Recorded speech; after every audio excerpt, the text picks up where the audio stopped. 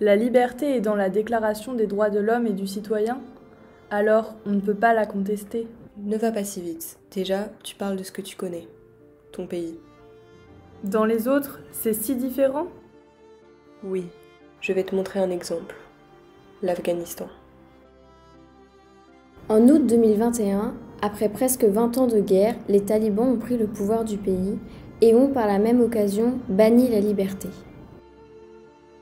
Leurs interdictions visent particulièrement un sujet: les femmes. Elles n'ont pas le droit de faire du sport, de porter les vêtements qu'elles choisissent. Et pourquoi est-ce qu'ils veulent les rendre prisonnières? Parce que la liberté donne du pouvoir. Et qu'est-ce qui arrive là-bas si on refuse qu'on nous la prenne? Les talibans répondent par la violence et la mort. Heureusement qu'on vit en France. Ici, on n'a pas à se préoccuper des limites de notre expression. C'est toujours ce que tu crois. D'une part, c'est vrai, les démocraties se créent autour de ce principe. En Europe, il est fondamental. Le prix Sakharov décerné pour la liberté de l'esprit l'illustre bien.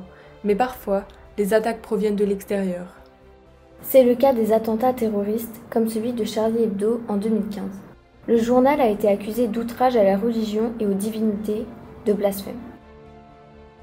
Mais la liberté d'expression l'autorise.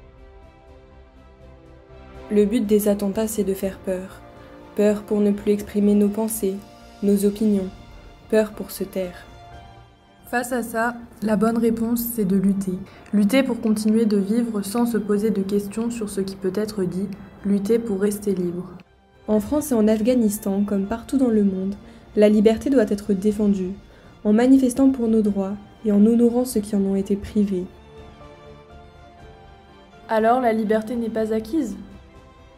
Non, et nulle part. Elle ne l'a jamais été. C'est pour ça qu'il faut se battre pour elle, et pour tout ce qu'elle rend possible. La liberté de la presse. La liberté de penser. La liberté de culte. La liberté de communication audiovisuelle. La liberté d'association. La liberté d'entreprendre. Et qu'est-ce que je peux faire pour la préserver? Tu peux écrire, tu peux créer, tu peux raconter, mais surtout, tu peux la transmettre, comme on vient juste de le faire.